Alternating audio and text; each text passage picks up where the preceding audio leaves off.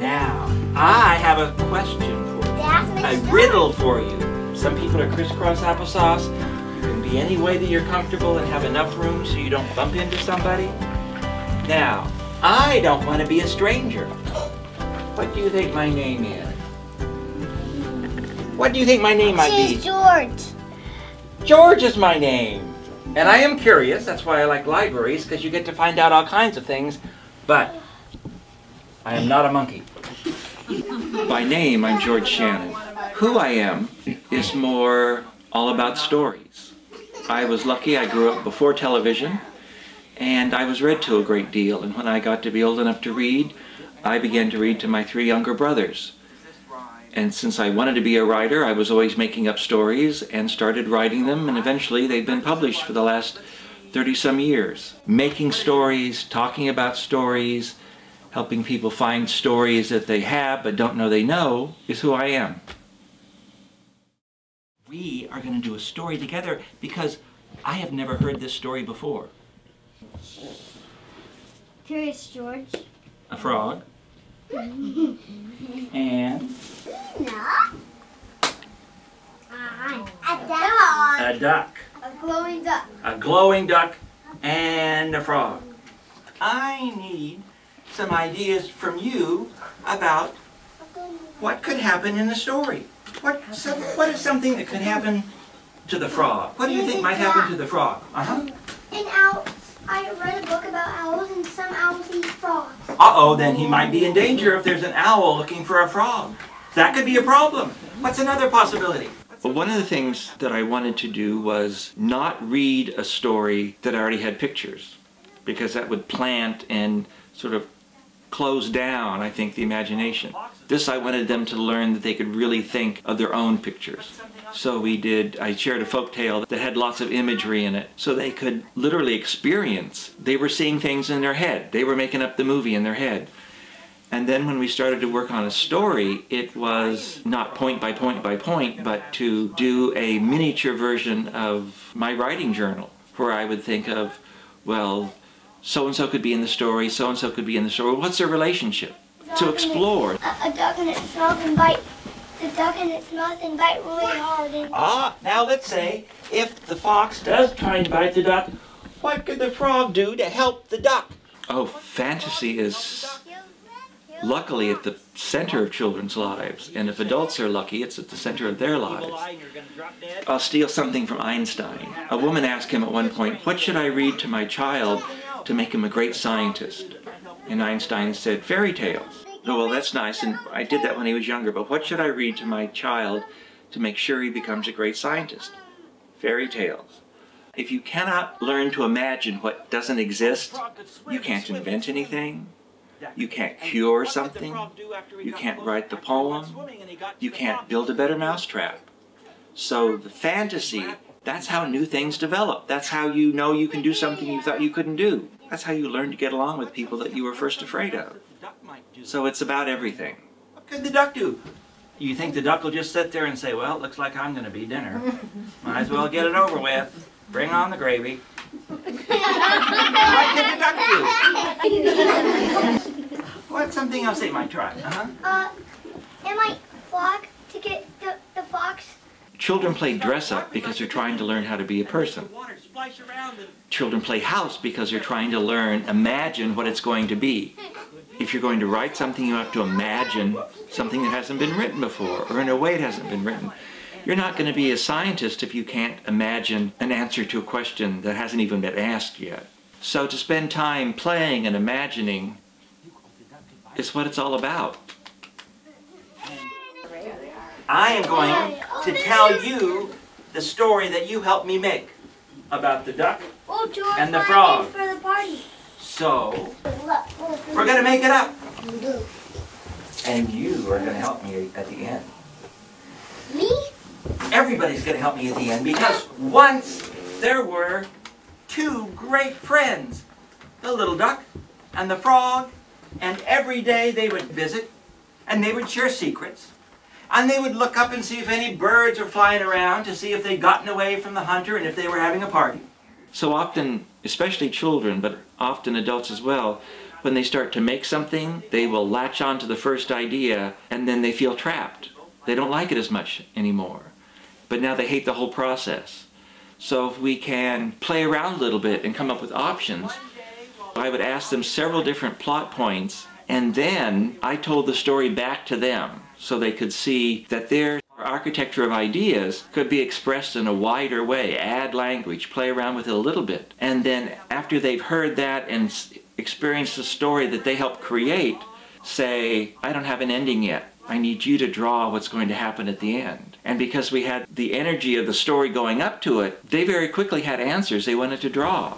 And the duck began to flash. On, off, on, off, on, off, on. And at first they thought it was fun because they could see each other in the dark.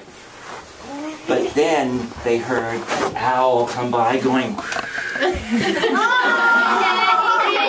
And the owl came along and flapped his wings. And he flapped his big wings. And they go, help, help, the owl's gonna get us. And then the duck crawled inside. And the frog stayed inside. And they turned it over, upside down, the hole on the bottom. And what do you think happened after that? That's what I need you to help me with. Now we have paper and crayons, and I need you to help me and draw a picture of the very end of the story. So I know what happened. You helped me get it started, and now I need you to help me finish it. Would you do that for me? So we'll get the paper and the crayons, and then I'm going to come around. Basically, you cannot separate story and image. Folktales were never illustrated before print came along, but everybody was making their own images. When the novelist writes, his or her job is to spark imaging in you, the reader. So together, one of the things that I notice time and again with children is that the fine motor skills needed to write words and sentences is very laborious. It's harder than coming up with the story ideas. They can't write as fast as they think. They're afraid of getting it wrong. But when you can say, like, what happens next in the story, and rather than ask them to write sentences, they can draw what happens, it's there on the page much quicker. And they can tell you the whole story about it and haven't been confined by the small motor skills. So when children are allowed to, at least in part, draw the stories they're creating, they are freer to go farther and find out they can do much more than they thought they could. And I don't know about you, but sometimes when it's all black, I get a little nervous. I'm done. I'm making the dog. I'm making the duck. I'm making the duck. Look. If you can really pay attention to what a child is drawing, that can guide the questions that you might ask, where their story might go, or what kind of concerns they have. If we didn't have the dialogue, I wouldn't know what the picture was, and I wouldn't know what her story was, and she wouldn't know as much about her story because she hadn't verbalized it. They think that the owl might not get them. They're feeling good. What do you think they might do to celebrate? If the owl gives up, what do you think they might do to celebrate? They might invite their friends over and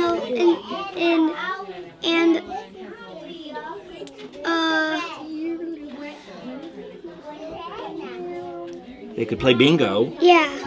Or they could play disco dancing. Yeah. Or they could play Twister. Yeah.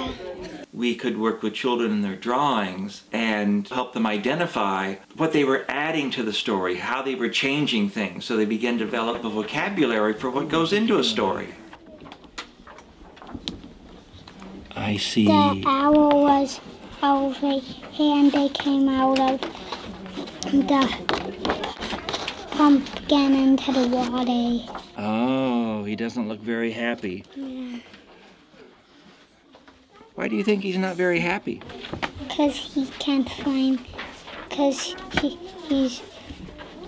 He locked in the pumpkin and he didn't find him. He can't find the duck and the frog he wanted to eat. Yeah.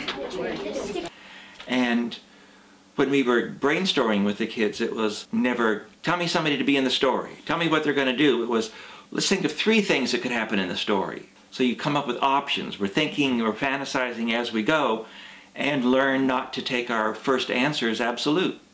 To play around with it, get the pieces, rearrange it, and keep asking questions. What kind of party do you think they might have? Jump back in the pond and splash each other. Then you can you draw me that picture? Yeah. Okay. That's a frog and that's the owl? No, the duck. Oh, the duck and? Yeah. When the owl was coming, there was 2 pumpkins and he didn't know where to go. So 2 pumpkins. So he went to that one, and he found a door, so he went there. And he went in? And this makes me think of a rainbow. Yeah. Yeah, and what is all this black about? No, that's where the owl can't go. Oh, he can't go through there? Yeah, and when the owl comes back, they have a limited force field, so... Oh, they have the force field. And then he can go there. Pumpkin under a horse, and that's the stallion trying to chase the owl. Oh, you have it. You added a stallion chasing away the owl. Teamwork, just like those birds. So the pumpkin and the horse and the stallion, the owl, and I forgot what. I think for children especially, and adults if they would allow it, that drawing is an opportunity to take delight in the process, enjoy the process, rather than being fixated on the product and what are people going to think about it. That's the frog and that's the duck. Orange beak and a green frog and a big pumpkin, and it's so dark inside, it's black. Yeah. Most children love to draw until they think they have to draw something just right, or until they have to please somebody. So I think especially drawing more than writing allows exploration in the process. And it's just fun. So it's the play element, the improvisation. It's what? What do you think they will do next when they go home? That's a sign and it says don't ever go in the house. Don't ever go in the house. Why not? Because don't go in the pumpkin in our house because those are predators who eat him and him. Oh, so it's sort of like a sign for the owl to say don't go in the pumpkin. But now he's dead. Oh, that's true. It's really about listening and not assuming anything. In order for me to work with the children and help them stretch a little bit or grow or add something to their drawing or story, it is about very careful listening. And I think one of the reasons they begin to respond, I'm genuinely interested in what they're drawing, how they're thinking, and it's about them and their work. And they begin to relax. For the very same reason why we as adults, when we know we're really being listened to, when we know we're being respected, we open up. We'll take chances. We will try something that we wouldn't try if we thought we were going to be judged.